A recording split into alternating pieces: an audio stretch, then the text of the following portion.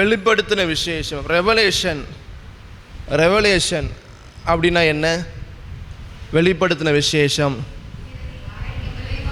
மறைபொருளை வெளிப்படுத்துவது. அல்லேலூயா. அதற்கு கிரேக்க வார்த்தை என்ன சொல்லப்படுகிறது? அப்போகாலிப்சிஸ். அதிலிருந்து வந்த வார்த்தை தான் அப்போகாலிப்ஸ் என்று சொல்லக்கூடியதான ஒரு வார்த்தை. அந்த வார்த்தைக்கு என்ன அர்த்தம்? திரையை விலக்கி விடுவது. பின்னாடி ஒரு காரியம் இருக்கிறது, அது ஒரு திரை மறைத்திருக்கிறது. அதை வெளியில் தெரிவதற்கு அந்த திரை என்ன செய்யப்படுகிறது?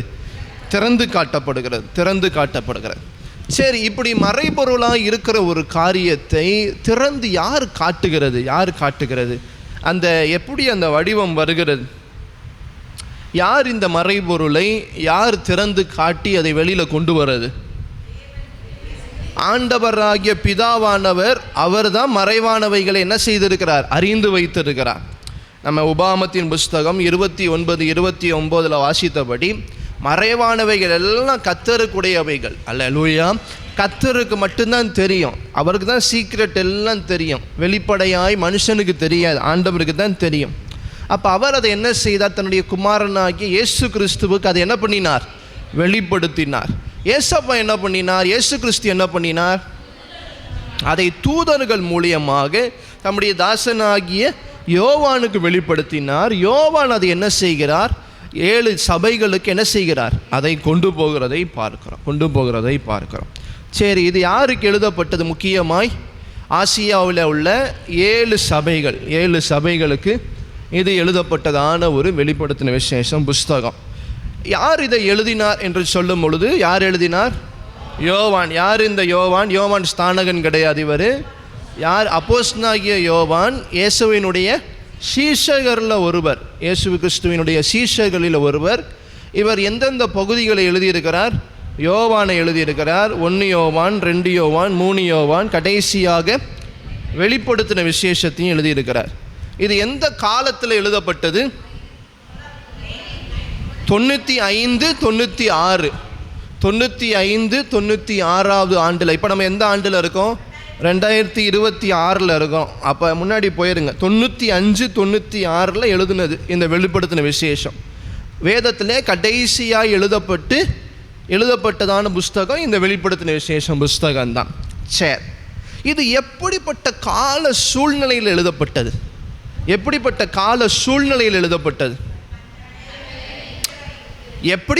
கால சூழ்நிலையில் எழுதப்பட்டதுன்னா, எந்த மாதிரி ஒரு பயங்கரமான உபத்திரவம், கடுமையான உபத்திரவம். யாருடைய நாட்கள்? ரோம சாம்ராஜ்யத்தின் யாருடைய நாட்கள்? இவர் எழுதும் பொழுது நீரோலாம் கிடையாது, டொமினிஷியன். நீரோலாம் இறந்து போயிட்டார். 60ஆம் ஆண்டே அவர் 64 அவர் மரித்து போயிடுறார். பாருங்க, நம்ம வரிசையாய் ரோம சாம்ராஜ்யத்தினுடைய தலைவர்களை பார்த்தோம். அகஸ்து ராஜாவிலிருந்து, அகஸ்து ராஜா நம்ம வேதத்திலே அவர் பேர் போடப்பட்டிருக்குது, அகஸ்டஸ் சீசர் என்று சொல்லி போடப்பட்டிருக்கிறார்.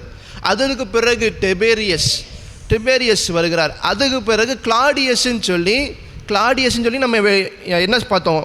அப்போஸ்தலர் நடபடிகள் 18ஆம் அதிகாரத்தில், அப்போஸ்தலர் நடபடிகளில் 18ஆம் அதிகாரம் 2ஆம் வசனத்தின்படி பார்த்தோம். அடுத்து அவர் செய்தார். அவர் நாட்களில் தான் என்ன ஆயிடுச்சுன்னா, இந்த உபத்திரவம் துவக்கம், பயங்கரமான ஒரு துவக்கத்தை கொண்டு வந்த நாட்கள் அவர் நாட்கள் தான். அப்போ ஏரோது யார்? அப்போ பொந்து பிலாத்து யார் அப்படின்னா, அவர்கள் முழுமையுமாய் ரோம சாம்ராஜ்யத்தை ஆளுகை செய்யலை. யூதா பகுதியை ஆண்டவராக எருசலேமில் இருக்கிற யூதேயாவின் பகுதிகளுக்கு தலைவராய் அவர்கள் இருந்தார்கள், கவர்னராக இருந்தார்கள். சுருக்கமாய் சொல்லப்போனால் கவர்னர். இப்போ நம்முடைய தமிழ்நாட்டில் கவர்னர் இருக்கிறார், ஆனால் இந்தியாவுக்கே பிரதமர் யார்? அதை போல தான். அப்போ பிரதமர் கிடையாது. பொந்து பிளாத்தா இருக்கட்டும், அதே போல் ஏரோதா இருக்கட்டும், இவங்கெல்லாம் எல்லாம் யார்? கவர்னர். அந்த பட்டணத்திற்கு, யூதேயா பட்டணத்திற்கு கவர்னராக இருந்தாங்க. அதனால் அந்த கவர்னருக்கு முழுமையான ஆளுகை இருந்தது, அவங்க ஆளுகை செலுத்த முடியும். ஆனால் மொத்தமாக ரோம சாம்ராஜ்யத்தில் அதாவது யார் இருந்தது? சீசர் தான் இருந்தது இயேசு கிறிஸ்துவின் நாட்களில். மத்தேயு சுவிசேஷத்திலே அதை வாசிக்க முடியும். அவர் தான் இருந்தார் என்று நமக்கு தெளிவாய் போடப்பட்டிருக்கிறது. சரி, இவருடைய நாட்களில் ரோம சாம்ராஜ்யத்தின் இயேசு கிறிஸ்து 33ஆம் வருஷமே எங்கே போயிடுறார்? 30-33க்குள்ளே அவர் பரலோகத்துக்கு போயிடுறார். பரலோகத்துக்கு போனதுக்கு பிறகு தான் என்ன பார்க்கிறோம், தொடர்ச்சியாக என்ன பார்க்கிறோம், கடுமையான உபத்திரவங்கள் சீஷர்கள் அனுபவிக்க ஆரம்பிக்கிறாங்க.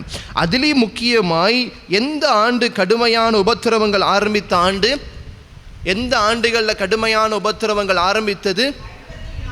54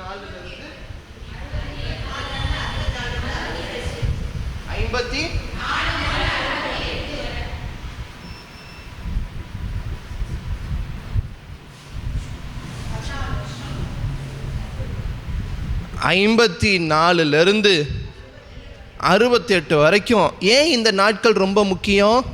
இந்த நாட்களில் தான் அதிகமான தேவனுடைய சீஷர்கள், ஏசப்பா கூட இருந்த பேதுருவாக இருக்கட்டும், அதே போல் பவுலாக இருக்கட்டும், இன்னும் ஏசப்பாவுடைய சீஷர்கள் யாரெல்லாம் இருக்கிறாங்க, எல்லாரும் மரித்த காலம் என்பது எந்த காலம்? 54 68 வரைக்கும் மோசமான காலம். இந்த காலம் எந்த காலம்? நீரோவின் காலம். இந்த நீரோவின் காலத்தில் எந்த சபை, ஆதி திருச்சபை அதிகமான உபத்திரவத்துக்குள்ளாகி போனது. இன்னொரு படி மேலே சொல்ல போனால், நீரோ என்ன செய்தான்? தீக்கரையாக்கி போட்டான். எருசலேமை என்ன செய்யப்பட்டான்? தீக்கரையாக்கி போட்டுட்டு அதை பழியை தூக்கி யார் மேலே போட்டான்? கிறிஸ்தவர்கள் மேலே போட்டான். கிறிஸ்தவங்க தான் அப்படி செய்தாங்க, கிறிஸ்தவங்க தான் இது காரணம் என்று சொல்லி அவன் என்ன செய்தான்? அவன் கிண்ணறத்தை எடுத்து வாசித்து கொண்டிருந்தானா, இந்த அதிகமான அழிவு வரும்பொழுது அந்த அழிவை தூக்கி யார் மேலே தூக்கி போட்டான்? கிறிஸ்தவ ஜனங்கள் மேலே தூக்கி போட்டான். அது மாத்திரம் இல்லாமல் 6 நாள் இந்த தீ எரிந்தது. அது மாத்திரம் இல்லாமல் கிறிஸ்தவர்களை என்ன செய்தாங்க? தெருக்களிலே நம்ம எப்படி இப்போ நம்ம என்ன பார்க்குறோம், போஸ்ட் லைட்டு பார்க்குற மாதிரி தெருக்களிலே கிறிஸ்தவர்கள் அவர்களை கட்டி வைத்து அவர்களை கொளுத்தி என்ன செய்தாங்க? வெளிச்சத்தை கொண்டு வந்தாங்க என்று சொல்லப்படுகிறது. அந்த அளவுக்கு கடுமையான உபத்திரவம் இருந்தது இந்த நாட்களில், மிகுந்த மோசமான நாட்கள். இதன் தொடர்ச்சியாக தான் 70ஆம் ஆண்டில் என்ன நடக்குது? 70வது ஆண்டில் தீத்துராய் என்ன செய்கிறான்? மகா எருசலேம் தேவ ஆலயத்தை அவன் என்ன செய்கிறான்? முழுமையுமாய் ஒரு கல்லின் மேல் இன்னொரு கல் இராதபடி முற்றிலுமாய் இடிக்கப்படுகிறது, தீக்கரையாக்கப்படுகிறது. அதற்கு பிறகு இந்த 70வது ஆண்டுக்கு பிறகு இன்றைக்கி 2026ஆம் வருஷம் ஆகிருச்சு. இன்னும் அந்த எருசலேம் தேவாலயம் என்ன செய்யப்படவே இல்லை, எழுப்பப்படவே இல்லை. அல்லேலூயா. சரி, இதற்கு பிறகு வருகிறவன் தான் யாரு? தீத்துவின் காலத்துக்கு பிறகு தான் வருகிறவன் யாரு? டொமினிஷியன். இந்த டொமினிஷியனுடைய நாட்கள் மிகுந்த மோசமான நாட்கள். நீரோவின் நாட்களை போல, தீத்துராயனின் நாட்களை போல டொமினிஷியன் நாட்களும் மிகுந்த மோசமான நாட்கள். இந்த டொமினிஷியன் நாட்களில் தான் அப்போஸ்தலனாகிய யோவான் என்ன செய்கிறாங்க? கடுமையான உபத்திரவத்துக்குள்ளாகி போகிறார். அது மாத்திரம் இல்லாமல் இந்த யோவானை எதில் தூக்கி போடுறாங்க? எரிகிற எண்ணெய்க்குள்ளே போடுறாங்க. எரிகிற எண்ணெய்க்குள்ளே போட்டாலும் ஆண்டவர் அவருடைய ஜீவனை காத்து அவரை கொலை செய்யவே முடியல. ஏதோ முயற்சியை செய்து பார்க்குறாங்க. ஏன்னா மற்ற எல்லா சீஷர்களும் மரித்து விட்டாங்க, யோவான் மட்டும்தான் இருக்கிறார். எல்லாரும் மரிச்சிட்டாங்க. ஆனால் யோவானை ஆண்டோடைய தெய்வீக திட்டத்துக்கு முன்பாக என்ன செய்யவே முடியலை? அவரை கொலை செய்யவே முடியல. சரி, இவரை கொலை செய்ய முடியவே இல்லையே, இவரை தூக்கி எங்கேயாவது தூக்கி போட்டுருவோன்னு சொல்லி எங்கே தூக்கி போடுறாங்க? பத்மு தீவில் தூக்கி போடுறாங்க. அல்லேலூயா. அப்போ அந்த பத்மு தீவில் இருக்கும் பொழுதுதான் ஆண்டவராகிய தேவன் என்ன செய்கிறார்? நேரடியாய் வந்து இந்த யோவானோடு அவர் இடைபடுகிறதை பார்க்கிறோம், வெளிப்படுத்துகிறதை பார்க்கிறோம். இது யோவானாய் பாருங்க. இந்த வெளிப்படுத்தின விசேஷம் யோவானா எழுதுறாரா? யோவானா எழுதவில்லை. யோவான் தன்னுடைய சுய ஞானத்திலேயோ அதாவது யோவான் சுவிசேஷத்தை அவருடைய சுய ஞானத்தில் எழுதியிருக்கலாம். ஏனென்றால் அவர் பார்த்த சம்பவங்களை, அவர் இயேசுவோடு கூட இருந்த சம்பவங்களை என்ன செய்கிறார்? அதை எழுதுகிறார். நிருபங்கள் என்ன பண்ணுகிறார்? எப்படி ரட்சிக்கப்பட்ட கிறிஸ்தவர்கள், ஆண்டவராகிய இயேசு கிறிஸ்துவை அறிந்து ரட்சிக்கப்பட்ட கிறிஸ்தவர்கள் என்ன செய்யலாம், எப்படி வாழ வேண்டும் என்பதற்காக நிருபங்களை எழுதுகிறார். ஆனால் இந்த வெளிப்படுத்தின விசேஷம் முழுக்க பரிசுத்த ஆவியானவர் மூலமாய், ஆண்டவராகிய இயேசு கிறிஸ்து மூலமாய், தேவ தூதர்கள் மூலமாய் வெளிப்படுத்துகிற காரியத்தை மாத்திரம்தான் என்ன செய்கிறார்? இங்கே யோவான் எழுதுகிறார். அதில் தான் 3 காரியங்கள் பார்த்த. என்னென்ன காரியங்கள்?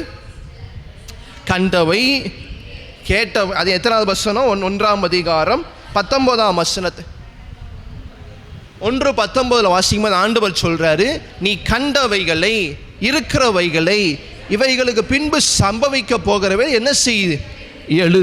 எழுதுன்னு சொல்றார். அப்ப நீ ஏற்கனவே பார்த்த காரியங்கள், இனி நடக்க போகிற அதாவது இப்போ நடந்து கொண்டிருக்கிறதான காரியங்கள், இனி சம்பவிக்க போகிற காரியங்கள், இது 3ஐயும் அடக்கி இருக்கிறதா எது? வெளிப்படுத்தின விசேஷம். இது 3 காலத்தையும் அடக்கி இருக்கிறது. அதில் முக்கியமாய் 1ஆம் அதிகாரம் எது? கண்டவை. 2ஆம் அதிகாரம் 3ஆம் அதிகாரம் எது? இருக்கிறவை. 4ஆம் அதிகாரத்திலிருந்து 22ஆம் அதிகாரம் வரைக்கும் என்னது? இனி சம்பவிக்கிற போகிறவை. அல்லேலூயா. இன்னொரு படி மேலே சொல்ல போனால், இந்த யோவானுடைய அவர் எழுதினதான புஸ்தகங்களே, யோவான் சுவிசேஷம் அவர் கண்ட காரியங்களை அப்படியே எழுதினார். அதே போல் இருக்கிறவை நிருபங்கள் வாசிக்கும் பொழுது என்ன செய்ய வேண்டும், இருக்கிற காரியங்கள் என்ன, அதை எப்படி நம்முடைய வாழ்க்கையில் அப்பியாசிக்க வேண்டும் என்று சொல்லி 1 யோவான் 2 யோவான் 3 யோவான் இருக்கிற காரியங்கள் இனி சம்பவிக்க போகிறவைகள் வெளிப்படுத்தின விசேஷத்தில் நம்ம வாசிக்கலாம். அப்போ இந்த வெளிப்படுத்தின விசேஷத்திலேக்கும் இந்த வசனம் பொருந்தும், யோவானுடைய எழுத்துக்களுக்கும் இந்த வசனம் பொருந்தும். அல்லேலூயா. அப்போ இது எல்லாமே நம்ம பார்த்தோம். இது எல்லாமே நம்ம கடந்த வாரமே என்ன செய்தோம், நம்ம பார்த்தோம். இதில் முக்கியமாக என்ன சபைகளுக்கு எழுதுகிறார்? 7 சபைகளுக்கு எழுதுகிறதை பார்த்தோம். எந்தெந்த சபைகள்? 1ஆம் அதிகாரம் 11ஆம் வசனத்தை கூட வாசிக்கும் பொழுது எபேசு சபை, அதே போல சிமிர்னா, பெர்கமு, தியத்திரா, சர்தை, பிலதெல்பியா, லவோதிக்கேயா என்னும் பட்டணங்களில் உள்ள 7 சபைகளுக்கு அனுப்பு என்று விளம்பினது என்று பார்த்தோம். சரியா? இப்போ நமக்கு யார் எழுதினான்னு தெரியும், எதற்காக இது எழுதப்பட்டது என்பதை அறிந்திருக்கிறோம், எந்த காலத்தில் எழுதியிருக்கிறது என்பதை அறிந்திருக்கிறோம். இதை யார் எழுத சொன்னால், எதற்காக இந்த புஸ்தகம் எழுதப்பட்டது, ஏன் இந்த புஸ்தகம் எழுதப்பட்டது என்றால், முக்கியமாய் ஒரு காரியத்தை நாம் புரிந்து கொள்ள வேண்டும். இங்கே உபத்திரவத்தில் இருக்கக்கூடியதான கிறிஸ்தவ ஜனங்களுக்கு, உபத்திரவத்தில் கடுமையான இந்த டொமினிஷியன் நாட்களில் இருக்கக்கூடியதான உபத்திரவத்திலும் பாடுகளிலும் இருக்கக்கூடியதான கிறிஸ்தவர்களுக்கு அவர்களுக்கு என்ன எதிர்காலம் இருக்கிறது என்பதை வெளிப்படுத்தக்கூடிய ஒரு புஸ்தகம் தான் இது. அல்லேலூயா. உபத்திரவத்தில் கடுமையான சூழ்நிலையில் இருக்கக்கூடியதான ஜனங்களுக்கு எதிர்காலத்தில் என்ன சம்பவிக்க போகிறது, நமக்கு என்ன முடிவு இருக்கிறது, இதில் எப்படி நம்ம நம்பிக்கையாய் இன்னும் செயல்படுத்துவது என்கிற ஒரு நம்பிக்கையின் புஸ்தகமாய் இந்த வெளிப்படுத்தின விசேஷம் காணப்படுகிறது. அல்லேலூயா. அப்போ இந்த வெளிப்படுத்தின விசேஷம் எப்படிப்பட்ட புஸ்தகம்? பயமுறுத்துகிற ஒரு புஸ்தகம் இல்லை. நம்பிக்கை இல்லாத சூழ்நிலையில், பிரச்சனைகள், பாடுகள், உபத்திரவங்கள் சூழ்ந்திருக்கக்கூடியதான நிலைமையில் நம்மளை தைரியப்படுத்தி எதிர்காலத்தில் என்ன நடக்க போகிறது பாருங்கள். இப்போ நமக்கு நாளைய தினம் என்ன நடக்க போகுதுன்னு கடுமையான உபத்திரவத்தின் நாளில் பயந்து கொண்டே இருப்போம். நம்முடைய ஜீவன் இருக்குமா, போய்விடுமா, என்ன சம்பவிக்க போகிறது என்றதான ஒரு அச்சம் இருந்து கொண்டே இருக்கும். அப்போ ஆண்டவராகிய தேவன் என்ன செய்கிறார்? நாளைய தினத்தில் என்ன நடக்க போகிறது, இன்னும் நீ அடுத்த எதிர்காலம் எப்படி இருக்க போகிறது, ஆண்டவர் என்ன செய்ய போகிறார், பிசாசானவரை வெற்றி பெற்று பிசாசனுடைய சகல காரியங்களையும் முறியடித்து அவர் ராஜாதி ராஜாவாய் வெற்றி பெற போகிறார் என்கிற செய்தியை சொல்லுகிறது. அல்லேலூயா. இது துவண்டு போய் பயமுறுத்தி அவங்க உபத்திரவத்திலே கடந்து சோர்ந்து போய் கிடக்கிறதுக்கு இல்லை, அவங்களுக்கு ஒரு நம்பிக்கை, அவங்களுடைய எதிர்காலம் எப்படி உண்டாகிறது. இயேசு வரப்போகிறார். இயேசு பிசாசானவனை முற்றிலுமாய் அவனுடைய வல்லமைகள் எல்லாத்தையும் முறியடித்து அவர் வெற்றி பெற்றவராய் இந்த பூமியை அவர் ஆளுகை செய்ய போகிறார். அல்லேலூயா. அப்படிங்கிறதான நம்பிக்கையை தரக்கூடியதான ஒரு புஸ்தகம், நம்பிக்கையை தரக்கூடியதான புஸ்தகம். அல்லேலூயா. சரி, தொடர்ந்து வாசிக்கும் பொழுது இது ஒரு தீர்க்க தரிசன புஸ்தகம் என்று நம்ம பார்த்தோம்.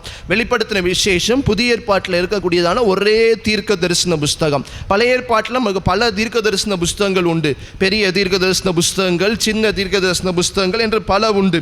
ஆனால் புதிய ஏற்பாட்டில் இருக்கக்கூடியதான ஒரே தீர்க்க தரிசன புஸ்தகம். இதில் பல வசனங்களையும் நம்ம வாசிக்கிறோம். 1ஆம் அதிகாரம் 3ஆம் வசனம், 10ஆம் அதிகாரம் 11ஆம் வசனம், 22ஆம் அதிகாரம் 7ஆம் வசனம், 10ஆம் வசனம், 18ஆம் வசனம். இந்த வசனங்கள் எல்லாத்தையும் நீங்கள் வாசிக்கும் பொழுது இது ஒரு தீர்க்க தரிசன புஸ்தகம் என்பதை நமக்கு நன்றாய் உணர்த்துகிறது.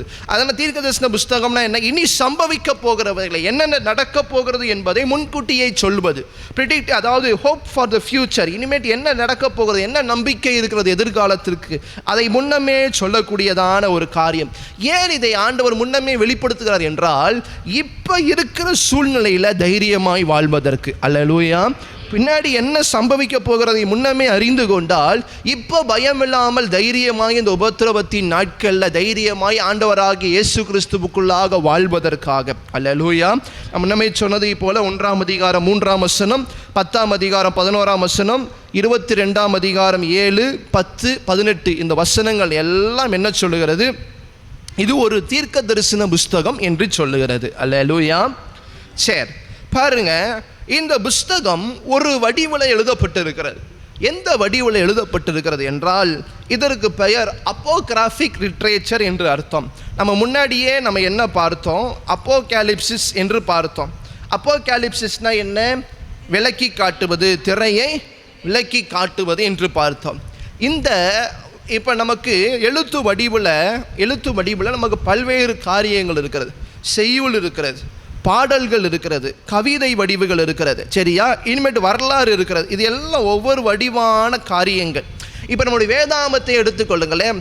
ஆதியாமத்திலிருந்து நம்ம தொடர்ச்சியாய் நம்ம பார்க்கக்கூடியதான ஆதியாமத்திலிருந்து உபாகமம் வரைக்கும் எதை பார்க்கிறோம்? கட்டளைகளை பார்க்கிறோம், தோராவை பார்க்கிறோம். அவைகள் எல்லாம் நியாயப்பிரமாணங்கள்.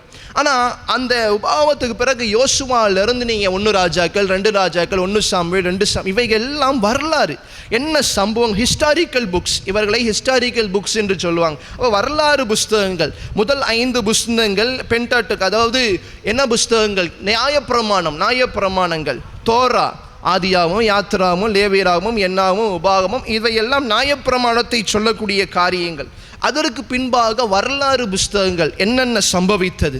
இந்த ராஜா வந்தார், அந்த ராஜா வந்தார், வரலாறு, தாவீது வந்தார், சாலமோன் வந்தார், இப்படி தொடர்ச்சியாய் வரலாறை சொல்லக்கூடியதான புஸ்தகங்கள். ஆனால் அதே சமயம் யோபுவின் புஸ்தகம், அதே போல் சங்கீதம், நீதிமொழிகள், உன்னத பாட்டு, இவைகளெல்லாம் பாடல்கள் நிறைந்தது, கவிதைகள் நிறைந்தது. இவையெல்லாம் பாடல்களின் புஸ்தகம். பொயட்டிக் லிட்ரேச்சர் என்று சொல்லுவாங்க. அப்படின்னா என்ன? பொயட்னா என்ன? கவிதைகள், செய்யுள், பாடல்கள் நிறைந்தவைகள். இவையெல்லாம் ஒரு காரியங்கள். இவையெல்லாம் ஒரே வடிவில் இருக்கும்.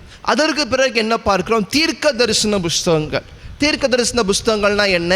நடக்க போகிற காரியங்களை தைரியப்படுத்துவதற்காகவோ, எச்சரிப்பதற்காகவோ, திடப்படுத்துவதற்காகவோ, இதற்காக என்ன செய்கிறாங்க? முன்கூட்டியே தீர்க்க தரிசனமாய் சொல்லக்கூடியதான அது நம்பிக்கையாக இருக்கலாம், ஆசீர்வாதங்களாக இருக்கலாம், இது எச்சரிப்பாக இருக்கலாம், கடிந்து கொள்ளுதலாக இருக்கலாம். இது எல்லாம் தீர்க்க தரிசன புஸ்தகங்கள் என்று சொல்லப்படுகிறது. அதற்கு பிறகு புதிய ஏற்பாட்டில் என்ன பார்க்கிறோம்? சுவிசேஷங்கள் என்று பார்க்கிறோம். சுவிசேஷங்கள்னா என்ன? இயேசு கிறிஸ்து என்ன செய்தார்? நல்ல செய்தி. சுவிசேஷம் என்ன? குட் நியூஸ், நல்ல செய்தி. இயேசு கிறிஸ்து இந்த பூமியில் இருந்த நாட்களில் அவர் செய்ததான நற்செய்திகள். அவர் என்ன அற்புதங்களை செய்தார், என்ன அடையாளங்களை செய்தார், அவர் என்ன பேசினார், இதை சொல்லக்கூடியது தான் நற்செய்திகளை பார்க்கிறோம், சுவிசேஷங்களை பார்க்கிறோம். அதற்கு பிறகு புதிய ஏற்பாட்டிலும் ஒரு வரலாறு புஸ்தகம் இருக்கிறது. எப்படி 1 சாமுவேல், 2 சாமுவேல், 1 ராஜாக்கள், 2 ராஜாக்களை போல புதிய ஏற்பாட்டிலும் ஒரு வரலாறு புஸ்தகம் இருக்கிறது. அதுதான் அப்போஸ்தலர் நடபடிகள். ஆண்டவராகிய இயேசு கிறிஸ்து பரலோகத்துக்கு எடுத்துக்கொள்ள பிறகு சீஷர்கள் என்ன செய்தாங்க, அவங்க என்ன அப்போஸ்தலர் நடவடிக்கைகள், அப்போஸ்தலர் எப்படி நடந்தாங்க, எப்படி அவங்களுடைய வாழ்க்கை இருந்தது, எங்கெங்கெல்லாம் ஊழியத்துக்கு போனாங்க, அப்போஸ்தலனாகிய பேதுரு என்ன செய்தார், பவுல் என்ன செய்தார், அவங்க எங்கெங்கெல்லாம் ஊழியத்துக்கு போனாங்க, எப்படி புறஜாதிகள் ரட்சிக்கப்பட்டாங்க, எப்படி அந்நிய பாஷையை பெற்றுக்கொண்டாங்க, இது அவர்களுடைய வரலாறை சொல்லக்கூடியதாக இருக்கிறது. இதற்கு பிறகு தொடர்ந்து ரோமர்லேருந்து என்ன பார்க்கிறோம்? கடிதங்களை பார்க்கிறோம், நிருபங்களை பார்க்கிறோம். நிருபங்கள், கடிதங்கள்னா என்ன? நம்ம எழுதுவோம், அதை இன்னொருத்தர் என்ன செய்வாங்க? ஒரு இடத்துல பெற்றுக்கொள்வாங்க. இங்கே லெட்ரு போட்டால் நமக்கு யாருக்கு லெட்ரு போடுறோமோ அதை இவங்க பெற்றுக்கொள்வாங்க. அதே போல் ரோம சபைக்கு, கலாத்திய சபைக்கு, எபேசு சபைக்கு, பிலிப்பு சபைக்கு, கொலோசே சபைக்கு எழுதினதான கடிதங்கள். உங்கள் சபையில் இந்த பிரச்சனை இருக்குது, நீங்கள் அதை திருத்திக் கொள்ளுங்க, உங்களுக்கு இந்த ஆவிக்குரிய வேற இதை மாற்றிக்கொள்ளுங்க. இப்படி உங்களை நிதானித்து அறிவதற்காக, உங்களை தைரியப்படுத்துவதற்காக எழுதப்பட்டது எது? நிருபங்களை பார்க்கிறோம். இப்படி ஒவ்வொரு நிருபங்களும் ஒவ்வொரு நோக்கங்களோடு அந்த இடத்தின் பிரச்சனைகள். இப்போ கொரிந்துனா அந்த கொரிந்தில் என்ன பிரச்சனை, அதை சரி செய்வதற்கு நிருபங்கள் என்ன செய்யப்பட்டது? 1 கொரிந்தியர், 2 கொரிந்தியர் எழுதப்பட்டது. கலாத்தியரில் என்ன பிரச்சனை, அந்த பிரச்சனைகளை சரி செய்வதற்கு கலாத்தியர் எழுதப்பட்டது. இப்படி ஒவ்வொன்றாக எழுதப்படுகிறது. தனி நபர்களை தைரியப்படுத்த திமோத்தேயுக்கு, தீத்துக்கு, பிலமோனுக்கு, அது தனி மனிதர்கள் அவர்களுடைய வாய்ப்பை. திமோத்தேயு எடுத்துக்கிட்டிங்கன்னா அப்போஸ்தலனாகிய பவுலுக்கு பிறகு திமோத்தேயு தான் இந்த ஊழியத்தை எடுத்து நடத்த வேண்டும். அவர் சிறு வயதில் இருக்கிறார், அப்போஸ்தலனாகிய பவுல் தன்னுடைய கடைசி நாட்களில் இருக்கிறார். அப்படி இருக்கும் பொழுது இந்த ஊழியத்தை எப்படி செய்ய வேண்டும், எவ்வளோ கள்ள போதனைகள் இருக்கிறது, எவ்வளோ முரணான காரியம் இருக்கிறது, இவ்வளோ மோசமான சூழ்நிலையின் மத்தியில் திமோத்தேயுவே நீ என்ன செய்ய வேண்டும், உன்னுடைய சிறு வயதிலேருந்து நீ எப்படி வேதத்தில் வளர்ந்துருக்கிற, எவ்வளோ காரியங்கள் நீ கேள்விப்பட்டிருக்கிற, எங்கள் ஊழியத்தை என்னோடு கூட இருந்து, அப்போ அவைகள் எல்லாத்தையும் நீ என்ன பண்ண வேண்டும், சரியாய் நடந்து கொள்ள வேண்டும் என்று இதெல்லாம் பார்க்கிறோம். அதற்கு பிறகு நமக்கு தெரிந்த நிருபங்கள் 1 யோவான், 2 யோவான், 3 யோவான், 1 பேதுரு, 2 பேதுரு, அதற்கு பிறகு யாக்கோபை பார்க்கிறோம், அதுக்கு பிறகு யூதாவை பார்க்கிறோம், எபிரேயர் பார்க்கிறோம். இவைகள் எல்லாம் தொடர்ச்சியாய் ஒவ்வொரு நிருபங்களாய் இருக்கிறதை நம்ம அறிந்து கொள்ள முடிகிறது. கடைசியாய் பாருங்க, இவை எல்லாம் ஒரே ஸ்டைல், ஒரே பேட்டர்னில் எழுதப்பட்டதான புஸ்தகங்கள். இன்னும் நிருபங்கள்னால் எப்படி இருக்கும், யார் எழுதுகிறார், எதற்காக எழுதுகிறார், அது எல்லாம் ரொம்ப தெளிவாய் நமக்கு 1ஆம் அதிகாரத்திலே ஒவ்வொரு நிருபங்களையும் நீங்கள் படித்து விடலாம். இப்போ இந்த வெளிப்படுத்தின விசேஷத்தை பொறுத்த வரைக்கும் இது பாருங்க, பரலோகத்திலிருந்து பிதாவாகிய தேவன் ஆண்டவராகிய இயேசு கிறிஸ்து மூலமாக தேவ தூதர்கள் மூலமாக என்ன செய்திருக்கிறார், அப்போஸ்தலனாகிய யோவானுக்கு வெளிப்படுத்தி இருக்கிறார். இப்போ நான் வெளிப்படுத்தின காரியங்களை யோவான் என்ன செய்கிறார், அதை பல்வேறு அடையாளங்களின் வழியாக என்ன செய்கிறார், அதை வெளிப்படுத்துகிறார். அல்லேலூயா. பல்வேறு அடையாளங்கள் பாருங்க. இப்போ நம்ம பரலோகத்தின் காரியங்களை பார்த்து அப்படியே எழுதும் பொழுது நம்ம வாழ்க்கையில் பார்த்த காரியத்துக்கும் பரலோகத்தின் தரிசனத்திற்கும் மிகப்பெரிய வித்தியாசங்கள் உண்டு. அதுலேயும் முக்கியமாய் சில தரிசனங்களை, சில அடையாளங்களை, பரலோகத்தின் காரியங்களை நம்மளால் மனித ஞானத்தோடு என்ன செய்யவே முடியாது, புரிந்து கொள்ள முடியாது. புரிந்து கொள்ளுதலை காட்டிலும் அதை நம்மளால் வெளிப்படுத்தவே முடியாது. அதை என்ன செய்ய முடியாது, வார்த்தைகளின் வடிவிலையோ எழுத்துக்களின் வடிவிலையோ என்ன செய்ய முடியாது. அதை வெளிப்படுத்துவது மிகுந்த கஷ்டம். இப்போ நம்ம முன்னாடியே எசேக்கியேல் புஸ்தகத்தில் ஒரு தேவதூதனை போல ஒரு மிருகத்தை பார்க்கிறோம். பரலோகத்தில் இருக்கக்கூடியதான ஒரு ஜீவ ராசியை பார்க்கிறோம். அது நம்மளால் என்னதான் அதை திரும்ப திரும்ப வாசித்தாலும் ஏன் அதை புரிந்து கொள்ள முடியல. காலில் 4 சக்கரங்கள் இருக்கிறது, கண்கள் இருக்கிறது, சுற்றிலும் கண்கள் இருக்கிறது, தலைகள் இருக்கிறது. அப்படின்னா என்ன அர்த்தம், அதை நம்ம இது வரைக்கும் பார்த்ததில்லை. இப்போ ஒரு பூனை, ஒரு சிங்கம் எல்லாம் நம்ம ஏற்கனவே என்ன செய்திருக்கிறோம், பல முறை பார்த்துருக்கிறோம். அப்போ நமக்கு சிங்கத்துக்கு 2 கண் இருக்குது, 4 கால் இருக்குது, அதற்கு தலையெல்லாம் முடி இருக்கிறது என்று சொன்னால் நம்ம ஈஸியாக என்ன செய்ய முடியும், அதை ஏற்கனவே நம்ம பார்த்ததினால் அதை ஈஸியாக என்ன செய்ய முடியும், உணர்ந்து கொள்ள முடியும், புரிந்து கொள்ள முடியும். ஆனால் இந்த பரலோகத்தின் தரிசனங்களை, பரலோகத்தின் காரியங்களை அவன் ஒரு நாளும் பார்த்ததில்லாததுனால அதை யோவான் தன்னுடைய வார்த்தைகளை போடுறதே கஷ்டம். அதை போட்டு வெளிப்படுத்தும் பொழுது பல நேரங்கள் அது என்ன செய்ய மாட்டேங்குது, அது புரியாமல் போகிறது. அதற்காக 1ஆம் நூற்றாண்டு, முக்கியமாக சொல்ல போனால் 200வது ஆண்டிலிருந்து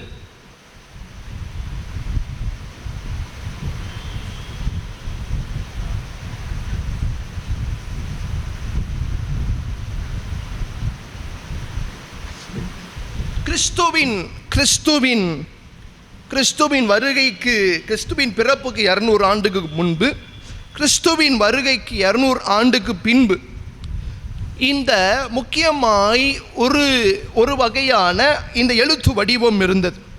அது பேர் தான் அப்போகிராஃபி.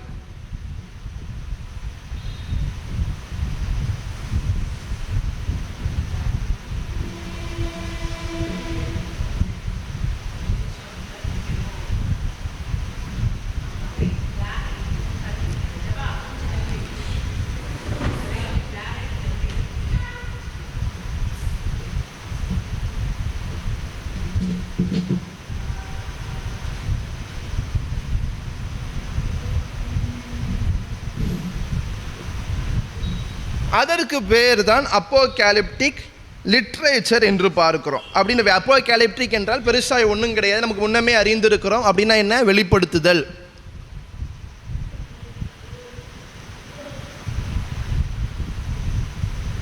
அப்போகாலிப்டிக் என்றால் நமக்கு ஒன்றும் பெருசாலாம் ஒன்றும் கிடையாது. நம்ம புஸ்தகத்தினுடைய ரெவலேஷன் என்றால் அப்போகாலிப்சிஸ் என்று பார்த்தோம். அப்படின்னா வெளிப்படுத்துதல். அப்போ இந்த புஸ்தகத்தின் பெயரை எப்படிப்பட்டதான ஒரு வடிவில் எழுதப்பட்டிருக்கிறது என்றால், எழுதப்பட்டிருக்கிறது என்றால் அப்போகாலிப்டிக் லிட்ரேச்சர். அப்படின்னா வெளிப்படுத்துகிற ஒரு முறை. இந்த முறையில் பாடல் வழிவிட இருக்காது. ஆனால் எப்படி இருக்கும் என்றால் அடையாளங்கள் வழியில், சயின்ஸ் அடையாளங்கள் வடிவில் இருக்கும். அடையாளங்கள் வடிவில் பாருங்கள். இப்போ நம்ம சாலைகளில் போகும்போது நமக்கு ஒரு ஸ்பீட் பிரேக்கருக்கு முன்னாடி என்ன பார்க்குறோம், ஒரு இப்படி ஒரு சிம்பிள்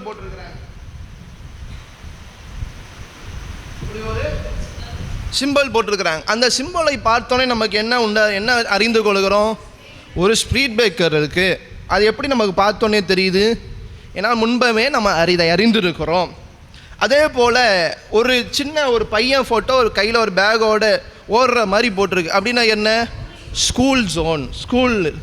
ஆனால் இதை அறியாமல் நீங்கள் திடீர்னு இப்படி ஒரு காரியத்தை பார்க்குறீங்க, இல்லாட்டி ஒரு பையன் கையில் வச்சுருக்கிற மாதிரி போடுறீங்க, உங்களுக்கு தெரியல.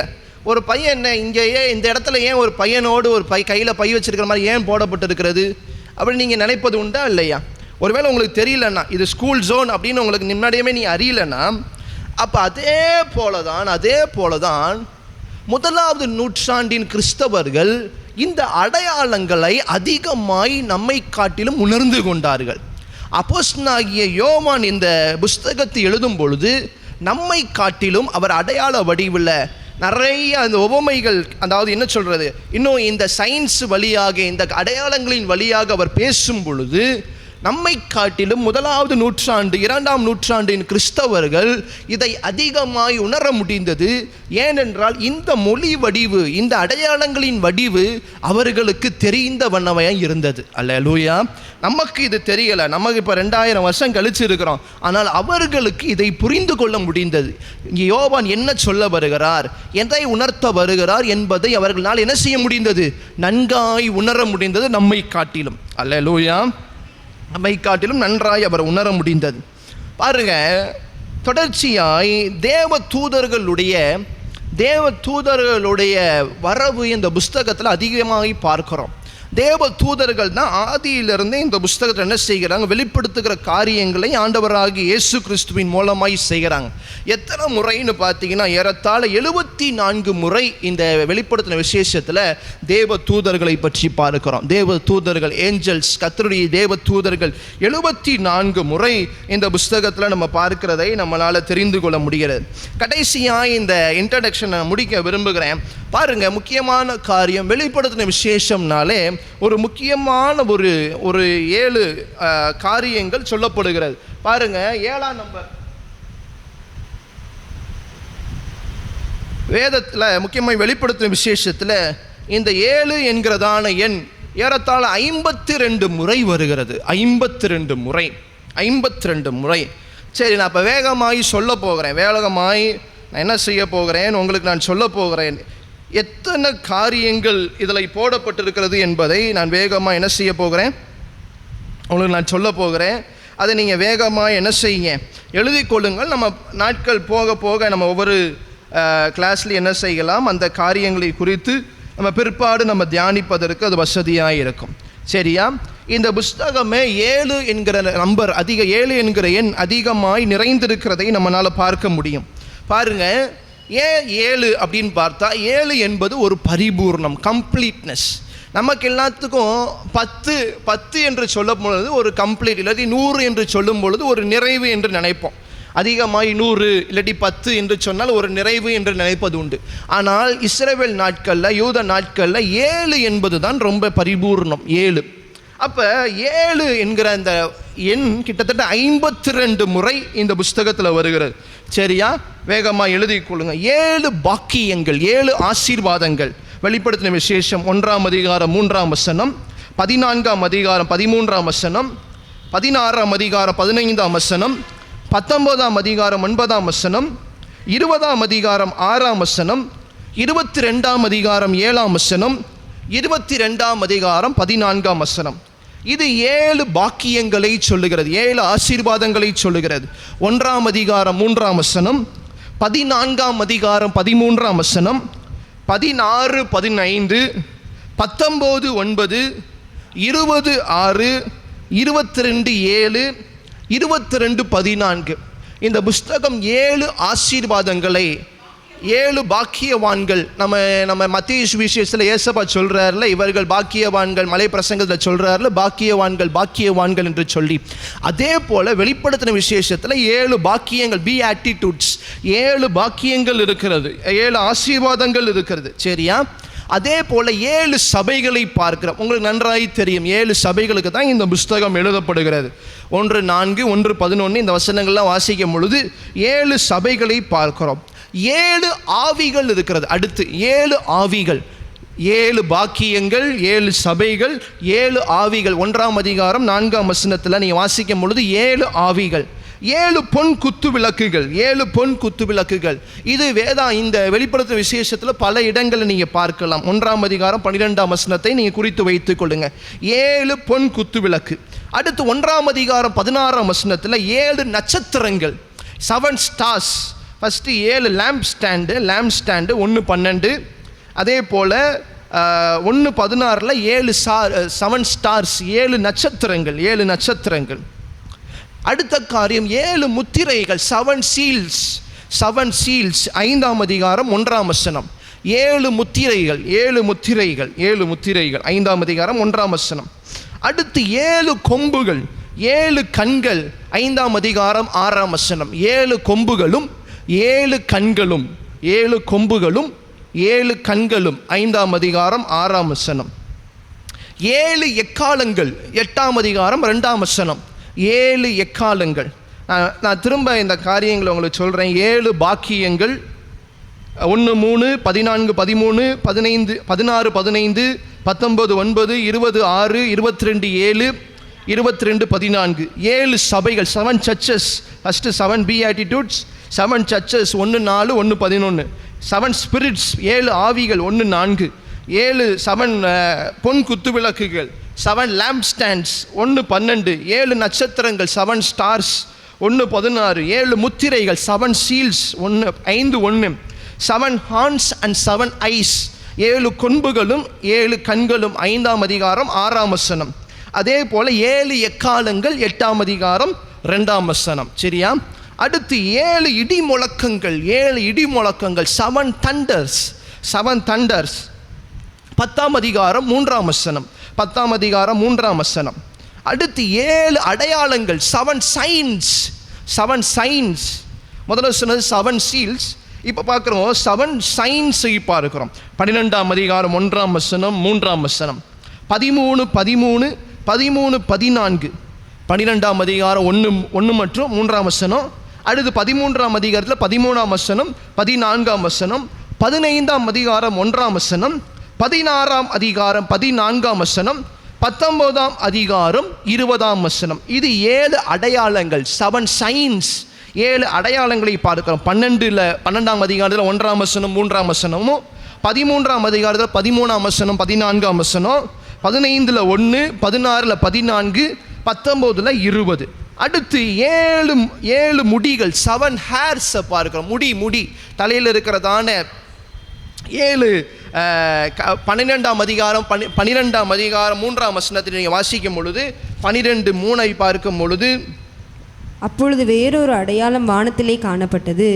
7 தலைகளையும் 10 கொம்புகளையும் தன் தலைகளின் மேல் 7 முடிகளையும் உடைய சிவப்பான பெரிய வலு சிற்பம். 7 தலைகள், 7 தலைகளும் 7 என்ன பார்க்கிறோம்? முடிவுகளையும் பார்க்கிறோம். அதை பார்க்கிறோம். ஹேர் தான் போட்டிருக்கு. சரியா? 12ஆம் அதிகாரத்தில் 3ஆம் வசனத்தை வாசிக்கும் பொழுது 7 தலைகளும் 7 crowns அப்படின்னு போட்டிருக்கு. 7 crowns அப்படின்னு போடப்பட்டிருக்கிறது. சரியா? சரி. அடுத்து 7 வாதைகள், 7 வாதைகள், 7 பிளேக், 7 வாதைகள். 15ஆம் அதிகாரம் 6ஆம் வசனம். 15ஆம் அதிகாரம் 6ஆம் வசனத்தை பார்க்கும்போது 7 வாதைகள், நோய்கள் எழுதி வாதைகள், பயங்கரமான கொடூரமான நோய்கள். அடுத்து 7 பொற்கலசங்கள், 7 பொற்கலசங்கள். 15ஆம் அதிகாரம் 7ஆம் வசனம். 15 7ஆம் வசனம். 15 7ஆம் வசனத்தில் பார்க்கும் பொழுது கோல்டன் பவுல்ஸ், 7 பொற்கலசங்களை பார்க்கிறோம். அடுத்து 17ஆம் அதிகாரம் 9ஆம் வசனத்தை கூட வாசிக்கும் பொழுது 7 மலைகளை பார்க்கிறோம். 7 ஹில்ஸ், 7 மலைகளை பார்க்கிறோம். அல்லேலூயா.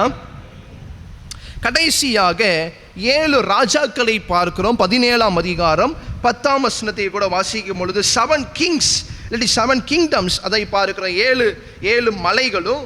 7 மலைகள் இதுக்கு முந்தின 17ஆம் அதிகாரம் 9ஆம் வசனத்தில் 7 மலைகளை பார்த்தோம். 17:10 என்ன பார்க்கிறோம்? 7 கிங்ஸை பார்க்கிறோம். 7 ராஜாக்களை பார்க்கிறோம். அல்லேலூயா. சரி, ஏன் இவ்வளோ 7? எத்தனை?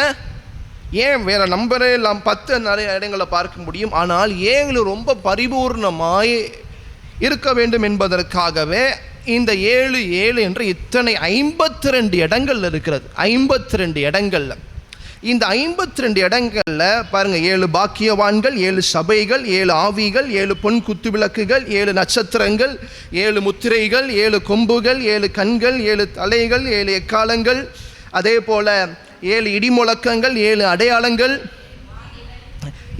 7 முடிகள், 7 வாதைகள், 7 பொற்கலசங்கள், 7 மலைகள், 7 ராஜாக்கள். அல்லேலூயா. இத்தனை காரியத்தை நம்ம என்ன செய்கிறோம், இதில் பார்க்கிறோம். இதற்கு ஒரே நோக்கம், ஏன் 7 வருவதற்கு ஒரே நோக்கம், ஒரு நிறைவாக இருக்க வேண்டும், ஒரு ஹோல்னஸ் அப்படின்னா என்ன, ஒரு முழுமையாக இருக்க வேண்டும் என்பதற்காகவே தேவ ஆவியானவர் இந்த 7வது நம்பரை தொடர்ச்சி 7 என்கிற எண்ணை தொடர்ச்சியாய் நம்ம இந்த வெளிப்படுத்தின விசேஷம் முழுக்க நம்ம பார்க்கிறோம். ஏறத்தாழ 52 முறை நம்ம பார்க்கிறோம். அல்லேலூயா. கடைசியாக இந்த இன்ட்ரடக்ஷனை, இந்த முகவுரையை முடிப்பதற்கு முன்பாக 1ஆம் அதிகாரத்திலிருந்து 3ஆம் அதிகாரம் வரைக்கும் பாருங்க. இது 1ஆம் அதிகாரம் 1ஆம் வசனத்தில் நம்ம வாசிக்கும் பொழுது ஆண்டவராகிய இயேசு கிறிஸ்துவை குறித்து வெளிப்படுத்தினதான விசேஷம் என்று போடப்பட்டிருக்கிறது. அப்போ இயேசு கிறிஸ்துவை தான் இந்த 22 அதிகாரங்களையும் நம்ம பார்க்கிறோம். 1ஆம் அதிகாரத்திலிருந்து 22ஆம் அதிகாரம் வரைக்கும் யார் வெளிப்படுத்தப்படுகிறார் என்றால் ஆண்டவராகிய இயேசு கிறிஸ்து. 1ஆம் அதிகாரத்திலிருந்து 3ஆம் அதிகாரம் வரைக்கும் ஒரு ஆசாரியனாக, ஒரு ஆசாரிய ராஜாவாக ஆண்டவராகிய இயேசு கிறிஸ்து என்ன பண்ணப்படுகிறார், வெளிப்படுத்தப்படுகிறார்.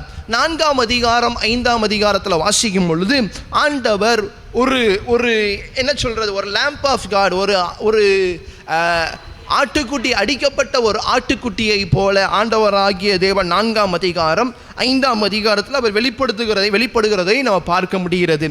அதே போல் 6ஆம் அதிகாரத்திலிருந்து 18ஆம் அதிகாரம் வரைக்கும் நியாயம் தீர்க்கிற ஒரு ராஜாவாய் அவரை பார்க்க முடிகிறது. அவர் நியாயம் தீர்க்கிறவராய், நியாயம் செய்கிறவராய் அவரை பார்க்க முடிகிறது. 19ஆம் அதிகாரம் அவர் திரும்பி வருகிற ராஜாவாய், எக்கால சத்தத்தோடு, தூதர்கள் கூட்டத்தோடு ராஜாதி ராஜாவாய் அவர் திரும்பி வருகிறவராய் காணப்படுகிறது.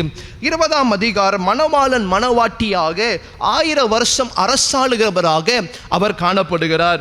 21ஆம் அதிகாரம் மற்றும் 22ஆம் அதிகாரம் புதிய வானம் புதிய பூமியில என்றென்றைக்கும் அவர் ஆளுகை செய்கிறவராய் அவர் காணப்படுகிறார். அல்லேலூயா. இந்த 22 அதிகாரங்களை யாரை தான் வெளிப்படுத்துகிறது, ஆண்டவராகிய இயேசு கிறிஸ்துவை. 1ஆம் அதிகாரத்திலிருந்து 3ஆம் அதிகாரம் வரைக்கும் அவர் ஆசாரிய ராஜாவாக, ஒரு பிரீஸ்ட்லி கிங், ஒரு ஆசாரிய ராஜாவாக அவர் வெளிப்படுத்தப்படுகிறார். 4ஆம் அதிகாரம் 5ஆம் அதிகாரத்தில் ஒரு ஆட்டுக்குட்டியை போல, அடிக்கப்படுகிற ஒரு ஆட்டுக்குட்டியை போல அவர் வெளிப்படுத்தப்படுகிறார். 6ஆம் அதிகாரத்திலிருந்து 18ஆம் அதிகாரம் வரைக்கும் நியாயம் தீர்க்கிறவராய், பிசாசானவனை நியாயம் தீர்க்கிறவராய், பிசாசினுடையவைகளை நியாயம் தீர்க்கிறவராய் அவர் காணப்படுகிறார். 6லிருந்து 18 வரைக்கும். 19ஆம் அதிகாரத்தில் அவர் திரும்பி வருகிற ராஜாதி ராஜாவாய் அவர் காணப்படுகிறார். 20ஆம் அதிகாரத்தில் அவர் மணவாளனாக, மணவாட்டிகளாக அவருடைய 1000 வருஷம் அரசாட்சியினுடைய நாட்களை நம்ம பார்க்கிறோம். 21 மற்றும் 22 அவர் பிசாசை வென்றவராய், அவர் பிசாசை குழியில தள்ளி போட்டவராய், நிரந்தரமாய் பிசாசு முறியடிக்கப்பட்டவனாய் அவர் சதா காலமும் வீற்றிருக்கிற ராஜாவாய் அவர் இருக்கிறார். அல்லேலூயா. அப்போ இதில் முழுக்க இந்த வெளிப்படுத்தின விசேஷம் எதை சொல்லுகிறது, ஆண்டவராகிய இயேசு கிறிஸ்துவை பற்றி சொல்லுகிறது. ஏனென்றால் இங்கே ஒரு பெரிதான ஒரு ஜனக்கூட்டம் உபத்திரவத்தின் நாட்களில் பயந்து கொண்டு, இந்த வாழ்க்கை இப்போ இருக்குமா போயிருமா என்று மிகப்பெரிய ஒரு பயந்த ஒரு சூழ்நிலையில், பயந்த ஒரு நிலைமையில் இருக்கும் பொழுது அப்போஸ்தலனாகிய யோவான் சொல்கிறாரு, நீங்கள் பயப்படாதீங்க, நம்முடைய ஆண்டவராகிய இயேசு கிறிஸ்து வரப்போகிறார். அவர் வந்து பிசாசானவனை மேற்கொண்டு, பிசாசானவனை முற்றிலுமாய் முறியடித்து அவர் ராஜாதி ராஜாவாய் வீற்றிருக்க போகிறார். அல்லேலூயா. அதனால் நீங்கள் கலங்க தேவையில்லை, பயக்க தேவையில்லை. உங்களுடைய எதிர்காலம் கர்த்தருடைய கைகளில் இருக்கிறது. அல்லேலூயா. உங்கள் எதிர்காலத்தை குறித்து பயப்படாதீங்க. இந்த வாழ்க்கையின் உபத்திரவம், இந்த போராட்டம் எல்லாம் முடிந்துவிடும். ஆண்டவர் பெரிய காரியங்களை செய்ய போகிறார். அல்லேலூயா. அதுதான் இந்த வெளிப்படுத்தின விசேஷம். இதில் பயமுறுத்துவதற்காக பல பேருக்கு வெளிப்படுத்தின விசேஷனாலே பயம். ஐயையோ, வெளிப்படுத்தின விசேஷத்தை வைத்து பயம் காட்டுவதும் உண்டு. இத்தனை ஆண்டுகளான பல நேரங்களில் வெளிப்படுத்தின ஆண்டவர் வரப்போறாருனாலே ஆண்டவர் வரப்போறான்னு சொல்லி பயம் காட்டுற காரியங்களும் உண்டு. ஆனால் இது பயம் காட்டுவதற்கு இல்லை, பலப்படுத்துவதற்காக, நம்பிக்கை ஊட்டுவதற்காக, சோர்ந்து போய் இருக்கிற ஆத்துமாக்களை, துவண்டு போய் இருக்கிற ஆத்துமாக்களை பலப்படுத்துகிற ஒரு புஸ்தகம் தான் இந்த வெளிப்படுத்தின விசேஷம். அல்லேலூயா. சரி, இதோடு நம்ம என்ன செய்திருக்கிறோம்? இந்த வெளிப்படுத்தின விசேஷத்தினுடைய எல்லா முகவுரை பகுதிகளையும் என்ன செய்து முடித்திருக்கிறோம்? நம்ம பார்த்து முடித்திருக்கிறோம். இப்போ நம்ம பார்த்தது எல்லாமே முகவுரை. இது ஃபுல்லாக முகவுரை. இதில் ஒரு முன்னோட்டமாய் இதில் இருக்கக்கூடிய காரியங்களை ரொம்ப தெளிவாகி பார்த்துருக்கிறோம். இப்போ யாராவது வெளிப்படுத்தின விசேஷம் என்று கேட்டால் நமக்கு தெளிவாகி தெரியும், இது ஆண்டவரே கர்த்தரே வெளிப்படுத்தினதான காரியம். மறைவாய் இருந்ததை தேவன் தகுந்த காலத்தில் அவரே அதை வெளிப்படுத்துகிறார் என்று நமக்கு நன்றாய் அறிந்திருக்கிறோம். யாரை பற்றி வெளிப்படுத்தப்படுகிறது? ஆண்டவராகிய இயேசு கிறிஸ்துவை பற்றி வெளிப்படுத்தப்படுகிறது. இது எந்த நாட்களில் அது எழுதப்பட்டதாக இருக்கிறது? அது பயங்கரமான உபத்திரவத்தின் நாட்களில், பயங்கரமான மோசமான நாட்களில் ஜனங்கள் கஷ்டப்பட்டு கொண்டிருக்கும் பொழுது ஆண்டவர் யோவானை எத்தனை முறை கொலை செய்ய அவங்க துடித்தாலும் ஆண்டவருடைய தெய்வீக திட்டம் என்ன செய்தது? அவர் ஜீவனை பாதுகாத்து இந்த புஸ்தகத்தை ஆண்டவர் அவர் மூலமாய் எழுத வைத்தார். அல்லேலூயா. சரி, இப்போ நம்ம என்ன செய்ய போகிறோம் என்றால் 1ஆம் அதிகாரம் 1ஆம் வசனத்திலிருந்து வசனமாய் நம்ம தியானிக்க போகிறோம். அல்லேலூயா. பாருங்க, நமக்கு டயம் இருக்கிற வரைக்கும் எந்த வசனத்தில் இருக்கிறோமோ அந்த வசனத்தோடு நம்ம என்ன செய்துவோம்? நிறுத்திட்டு அடுத்த வாரம் வரும்பொழுது நம்ம நிறுத்தின வசனத்திலிருந்து நம்ம மீண்டும் என்ன செய்யலாம்? நம்ம துவங்கலாம். இப்போ இதில் 2 காரியம் இருக்கிறது. ஒன்று ஸ்பீடாக போகிறது, இன்னொன்று ஸ்லோவாக போகிறது. ஸ்பீடாக போகணுன்னா ஒரு அதிகாரத்தை எடுத்துக்கொள்ளலாம். ஒரு அதிகாரத்தில் எடுத்து அதில் இருக்க முக்கியமான வசனங்களை மாத்திரம் பார்த்துட்டு போகிற ஒரு காரியம். ஸ்லோவாக போகணும்னா ஒவ்வொரு வசனங்கள், ஒவ்வொரு வார்த்தையாக எடுத்து என்ன செய்வது? தியானிப்பது. சரியா? இப்போ நம்ம எப்படி போக போகிறோம் அப்படின்னா, நம்ம ஸ்லோவாக தான் போக போகிறோம். ஸ்லோவாக போகிறனால என்ன அப்படின்னா, 2 காரியம் 2ல் இது 1 கன்ஃபார்மாக நடந்துடும். ஒன்று எப்படி? அது 2 காரியமே கல்யாணம் தான். என்னென்னா, ஸ்லோவாக போகிறதுனால இது முடிக்கிறதுக்குள்ளே ஒன்று ஏன் கல்யாணம் நடந்துடும், இல்லாட்டி மணவாளனாகிய இயேசு கிறிஸ்துவினுடைய திருமணம் நம்மளோடு கூட திருமணம் நடந்துடும். சரியா? இந்த 2 திருமணத்தில் ஏதாவது ஒரு திருமணம் கன்ஃபார்ம்.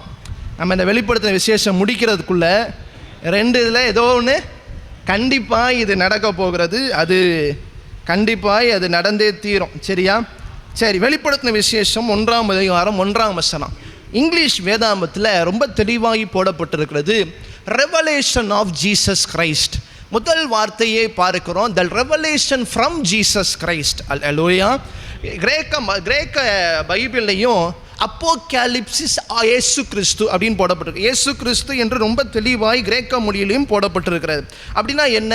இயேசு கிறிஸ்து மூலமாய் வந்ததான வெளிப்படுத்தின விசேஷம். நமக்கு தமிழ் பைபிளில் ரொம்ப தெளிவாய் போடாட்டியும் நமக்கு இங்கிலீஷ் பைபிளில் ரொம்ப தெளிவாய் முதல் வார்த்தையே என்ன அப்படின்னா, த ரெவலேஷன் ஃப்ரம் ஜீசஸ் கிரைஸ்ட். இயேசு கிறிஸ்துவின் இடத்திலிருந்து வந்ததான வெளிப்படுத்துதல். மறைவான காரியங்களை ஆண்டவராகிய இயேசு கிறிஸ்துவே என்ன செய்தார்? வெளிப்படுத்தினார் என்று சொல்லப்படுகிறது. அல்லேலூயா. சரி, இதை நம்ம முன்னாடியே பார்த்தோம்.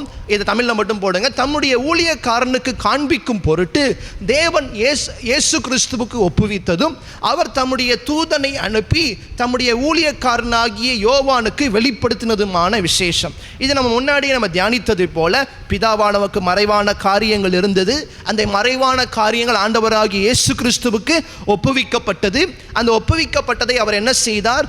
தேவ தூதன் மூலமாய் அனுப்பி ஊழியக்காரனாகிய யோவானுக்கு வெளிப்படுத்தின விசேஷம் என்று போடப்பட்டிருக்கிறது. அல்லேலூயா. நம்ம இதை முன்னமே நம்ம தியானித்ததுனால அடுத்த வசனம் போடுங்க, 2வது வசனத்தை போடுங்க. இவன் தேவனுடைய வசனத்தை குறித்தும் இயேசு கிறிஸ்துவை பற்றிய சாட்சியை குறித்தும் தான் கண்ட யாவற்றையும் சாட்சியாக அறிவித்திருக்கிறார். பாருங்க, இயேசு கிறிஸ்து தேவனுடைய வசனத்தை குறித்தும் இயேசு கிறிஸ்துவை பற்றி சாட்சியை குறித்தும் தான் கண்டவைகளை எதெல்லாம் பார்க்கிறாரோ அவை எல்லாத்தையும் என்ன செய்கிறார்? அதை சாட்சியாய் அவர் அறிவித்தார் என்று வேத வசனம் சொல்லுகிறது. இதை எல்லாம் அறிவித்ததை காட்டில் இதை எல்லாத்தையும் என்ன செய்கிறார்? அவர் எழுதி வைக்கிறார். தன்னுடைய அவர் சொல்ல ஆண்டவர் வெளிப்படுத்த அவர் எழுதி வைக்கிறார் என்பதை நாம் நன்றாய் அறிந்து கொள்ள முடிகிறது. அடுத்த வசனம் 3வது வசனத்தை கூட வாசிக்கும் பொழுது, இந்த தீர்க்க தரிசன வசனங்களை வாசிக்கிறவனும் கேட்கிறவர்களும் இதில் எழுதியிருக்கிறவைகளை கை கொள்ளுகிறவர்களும் பாக்கியவான்கள், காலம் சமீபமாயிருக்கிறது. பாருங்க, முதல் பாக்கியத்தை பார்க்கலாம். 7 பாக்கியங்கள் இருந்துச்சு தெரியுமா? 7 பாக்கியங்கள்ல முதல் பாக்கியம் என்ன? இங்க 7 ஆசீர்வாதங்கள். முதல் ஆசீர்வாதம் என்ன? இந்த தீர்க்க தரிசன வசனங்களை வாசிக்கிறவனும் கேட்கிறவனும் அதில் எழுதியிருக்கிறவர்களை கை கொள்கிறவனும் பாக்கியவான்கள். அல்லேலூயா.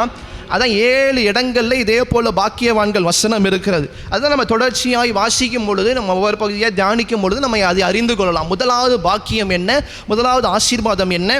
இந்த தீர்க்க தரிசன புஸ்தகத்தை, இந்த வெளிப்படுத்தின விசேஷத்தை அதை வாசிக்கும் போது அதை கேட்கிறவர்கள், அதில் எழுதியிருக்கிறவைகளை கை கொள்ளுகிறவர்கள் அவர்கள் ஆசீர்வதிக்கப்பட்டவர்கள். அல்லேலூயா.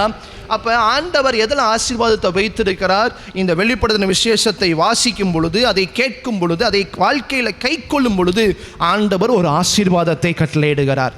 அல்லேலூயா. அதில் முக்கியமாய் என்ன பார்க்கிறோம்? காலம் சமீபித்திருக்கிறது என்று ஒரு வார்த்தையை பார்க்கிறோம். அல்லேலூயா. காலம் சமீபித்திருக்கிறது. இதை இங்கிலீஷ் பைபிளில் 1ஆம் அதிகாரம் 1ஆம் வசனத்திலே வந்துருச்சு இந்த வார்த்தை. மஸ்ட் டேக் பிளேஸ் சூன். இல்லாட்டி இது முதலாக சீக்கிரம் நடக்க வேண்டும், சீக்கிரமாய் நடக்க வேண்டும். காலம் சமீபித்திருக்கு. 1 போடுங்க, 1 இங்கிலீஷில் போடுங்க. பாருங்க, சீக்கிரத்தில் சம்பவிக்கிறவர்களை தம்முடைய ஊழியக்காரனுக்கு காண்பிக்கும் பொருட்டு ஏதோ சீக்கிரமாக நடக்க போகுது. 1:1 பார்க்கிறோம், 1:3 பார்க்கிறோம். சீக்கிரமாய் காலம் சமீபித்திருக்கிறது, சீக்கிரமாய் ஏதோ நடக்க போகுது என்று பார்க்கிறோம். சரியா? இதை யாராவது தம்பி இதை அலி, சரி நீ வேணா பாருங்க. இதில் முக்கியமாய் சமீபித்திருக்கிறது, இல்லாட்டி சீக்கிரம் இல்லாட்டி சமீபமாய் இருக்கிறது என்பதற்கு ஒரு கிரேக்க வார்த்தை இருக்கிறது. அந்த கிரேக்க வார்த்தை என்ன அப்படின்னா என் டக்கி என்று அர்த்தம். என் டக்கி. நான் எழுதுகிறேன், இதை நீங்கள் பாருங்க.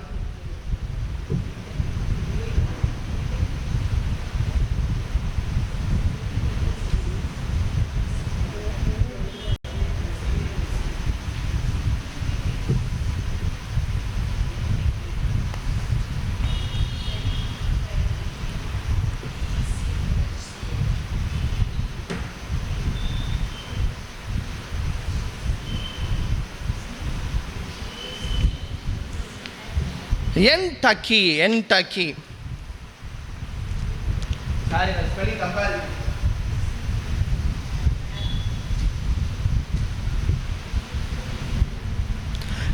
டக்கி.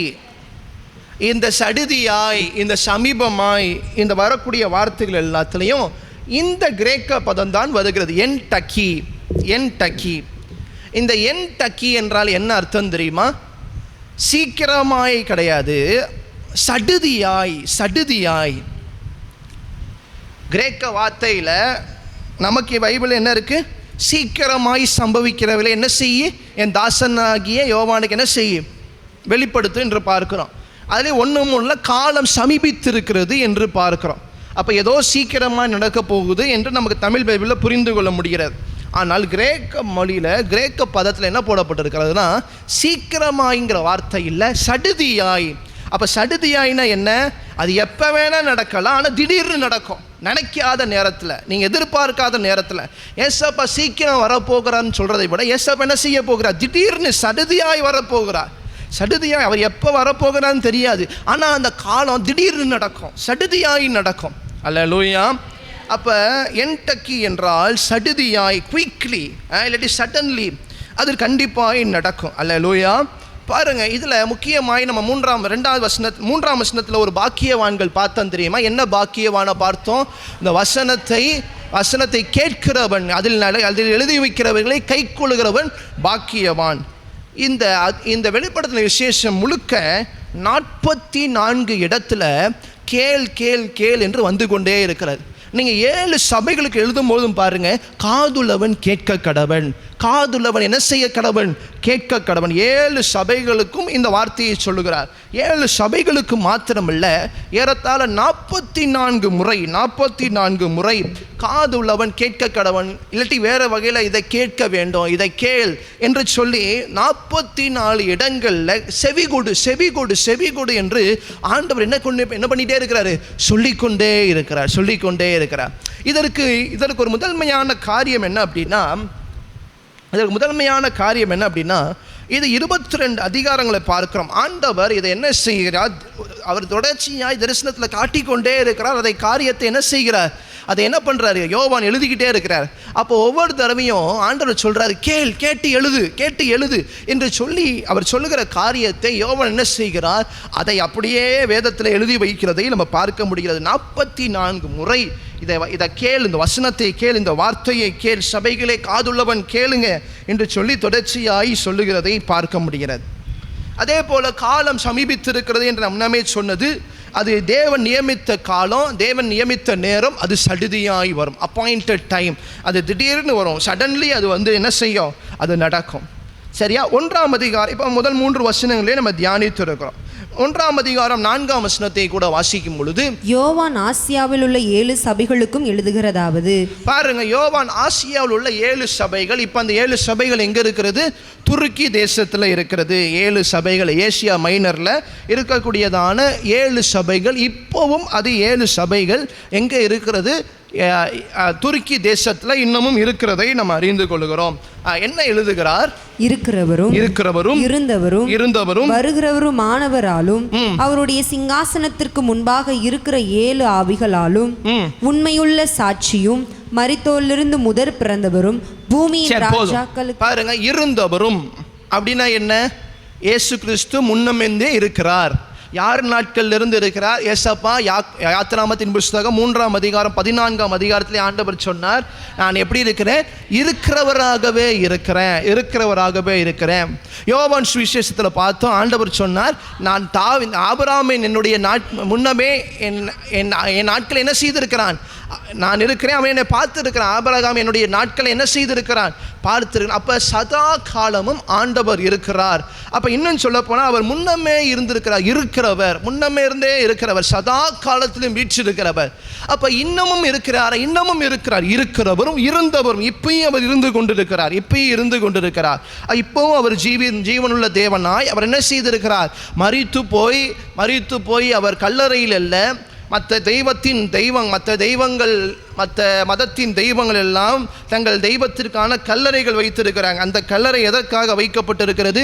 தங்கள் தெய்வன் மரித்து போய்விட்டார், இல்லாட்டி தங்கள் தெய்வன் தோற்று போய்விட்டார் என்று சொல்லக்கூடிய காரியங்கள் தான் இருக்கிறது. ஆனால் ஆண்டவராகிய இயேசு கிறிஸ்துவின் கல்லறையும் இருக்கிறது. அது திறந்த கல்லறையாக இருக்கிறது. அதற்குள்ளே ஆண்டவராகிய இயேசு கிறிஸ்து இல்லை. அல்லேலூயா. அவர் உயிரோடு சதா காலம் இன்றும் ஜீவித்திருக்கிறவராக இருக்கிறார். அப்போ அவர்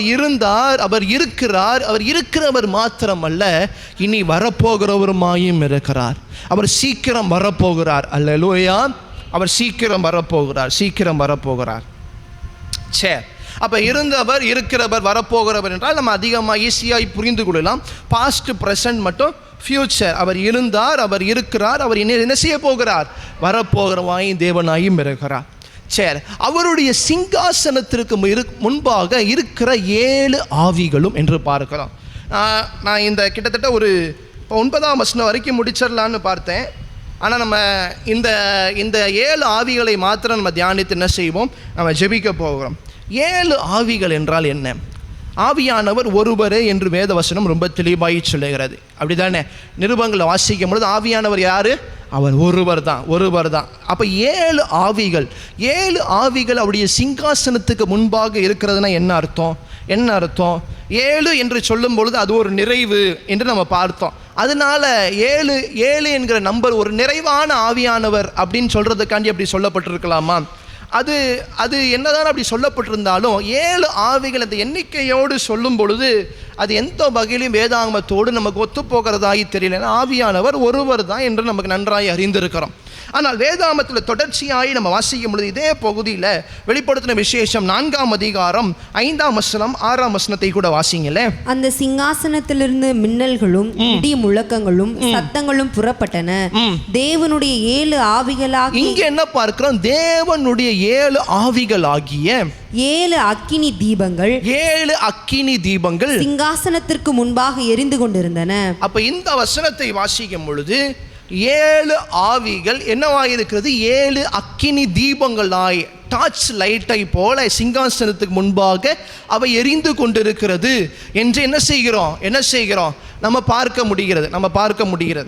பாருங்க, 7 என்ன பண்றோம்? 7 ஆவிகள் 1ஆம் அதிகாரம் 4ஆம் வசனத்தில் சொல்லப்படுகிறது. அவை எதற்கு முன்பாக இருக்கிறது?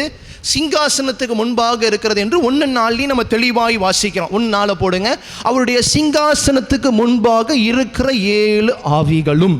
4ஆம் அதிகாரம் 5ஆம் வசனத்தில் என்ன வாசிக்கிறோம்? அவருடைய 7 தேவனுடைய 7 ஆவிகளாகிய 7 அக்கினி தீபங்கள் சிங்காசனத்துக்கு முன்பாக எரிந்து கொண்டிருந்தன. அப்ப ஒரு காரியம் நன்றாய் புரிகிறது. 7 ஆவிகளும் 7 அக்கினி தீபங்களும் ஒன்றுதான். 7 டார்ச்சஸும் 7 ஸ்பிரிட்ஸும் ஒன்றுதான் என்று நம்ம அறிந்து கொள்ள முடிகிறது. தொடர்ந்து அடுத்த வசனத்தையும் கூட வாசிங்க. 4ஆம் அதிகாரம் 6ஆம் வசனம். அந்த சிங்காசனத்திற்கு முன்பாக பளிங்கொப்பான கண்ணாடி கடலிலிருந்து அந்த சிங்காசனத்தின் மத்தியிலும் அந்த சிங்காசனத்தை சுற்றிலும் 4 ஜீவன்கள் இருந்தன. பாருங்க, அந்த சிங்காசனம் தேவனுடைய சிங்காசனம், அந்த சிங்காசனத்தை 4 ஜீவன், இதெல்லாம் நம்ம தொடர்ந்து அடுத்த காரியங்களை பார்க்கலாம். ஆனா இது தேவனுடைய சிங்காசனம் என்பதை நமக்கு அடுத்த வசனம் ரொம்ப தெளிவாய் நமக்கு உணர்த்துகிறது. அப்ப தேவனுடைய சிங்காசனம் இருக்கிறது.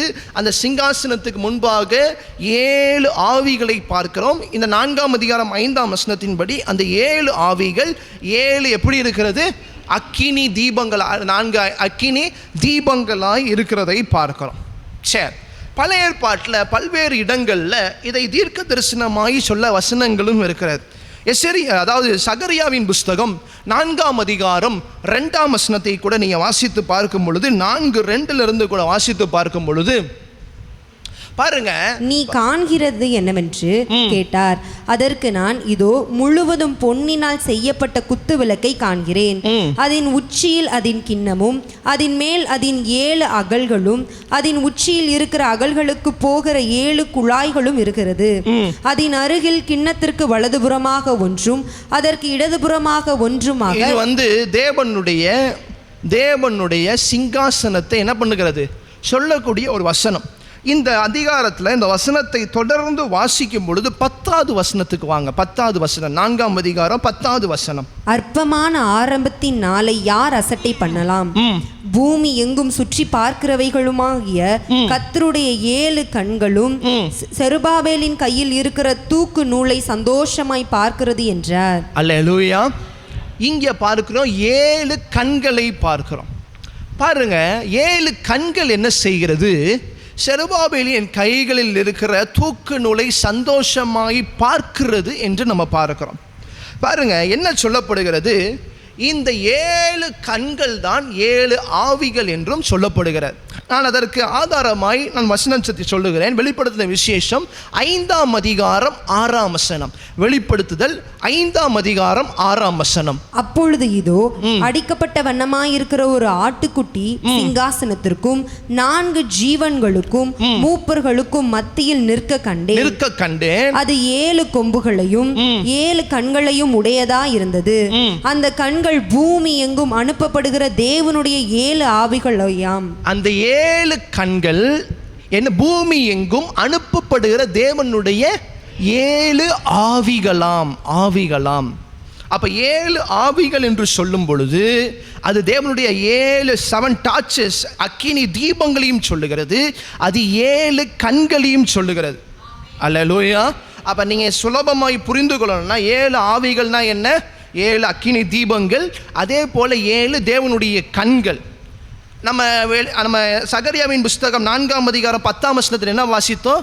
7 கண்களை வைத்து ஆண்டவர் என்ன செய்கிறார்? பூமியில் என்ன நடக்குது? செருபாபேலின் கைகளில் இருக்கிற தூக்கு நூலை ஆண்டவர் பார்த்தார் என்று நம்ம பார்க்கிறோம். 5ஆம் அதிகாரம் 6ஆம் வசனத்தில் என்ன பார்த்தோம்? வெளிப்படுத்துதல் 5:6 இந்த 7 கண்கள் பூமி எங்கும் அனுப்பப்படுகிற தேவனுடைய ஆவிகள். அப்ப இந்த பரிசுத்த ஆவிகள் தேவனுடைய கண்களாய் பூமி எங்கும் என்ன செய்கிறது? அது ஆளுகை செய்கிறதா இருக்கிறது. ஒன்று அது பார்க்கிறது, இன்னொன்று என்ன செய்கிறது? அது அனுப்பப்படுகிறது.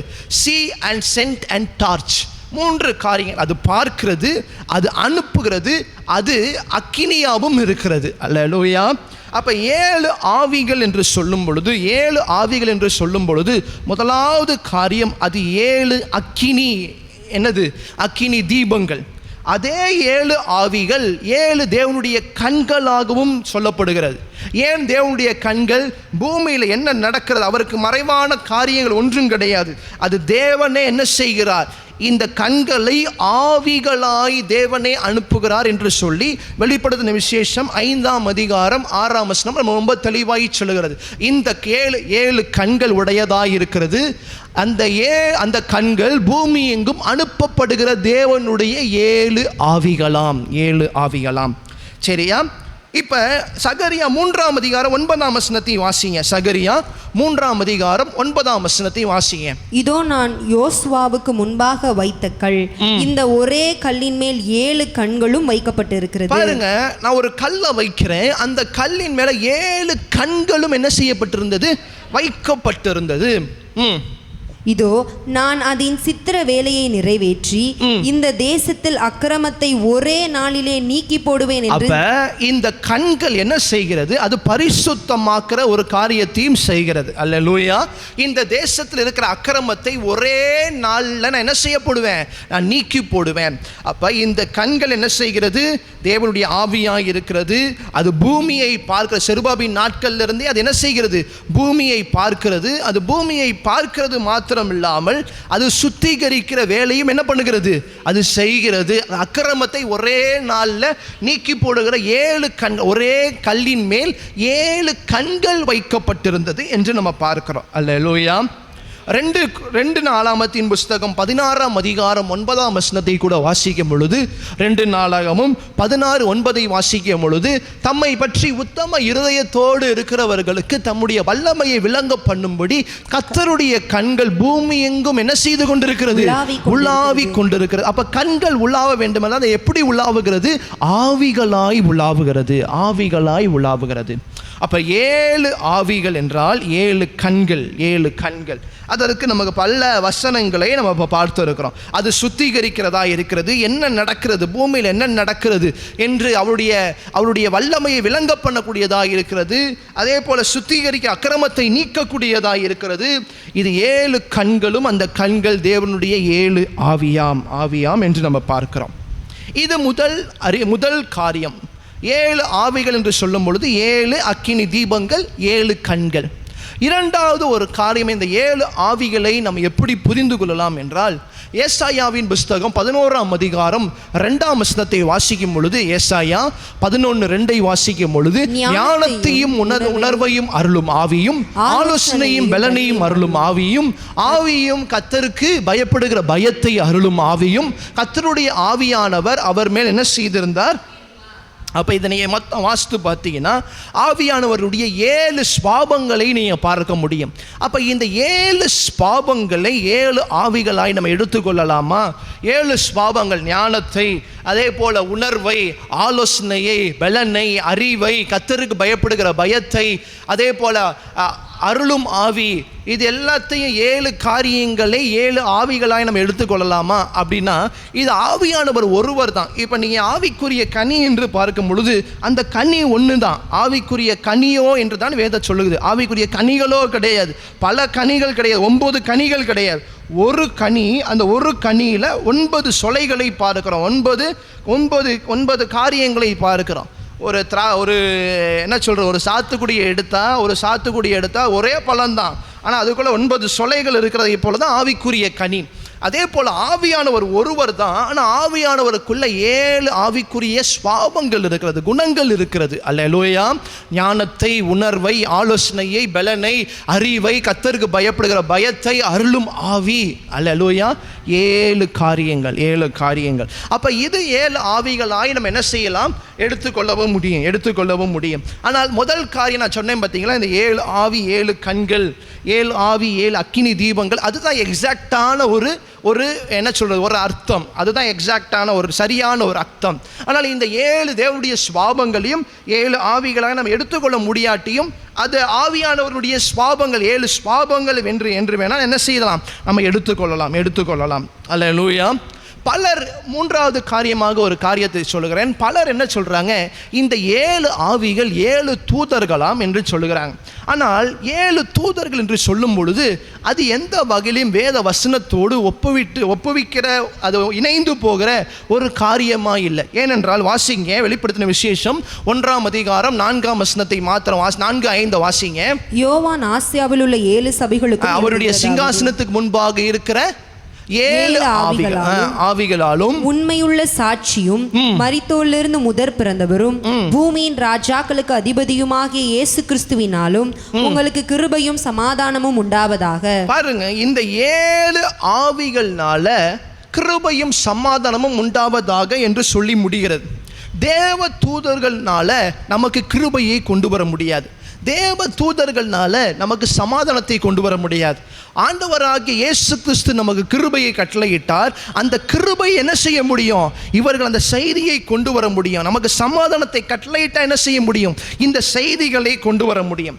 அப்ப ஒருபோதும் இந்த 7 ஆவிகள் 7 தூதர்களா என்ன செய்ய முடியாது, நம்ம ஏற்றுக்கொள்ளவே முடியாது.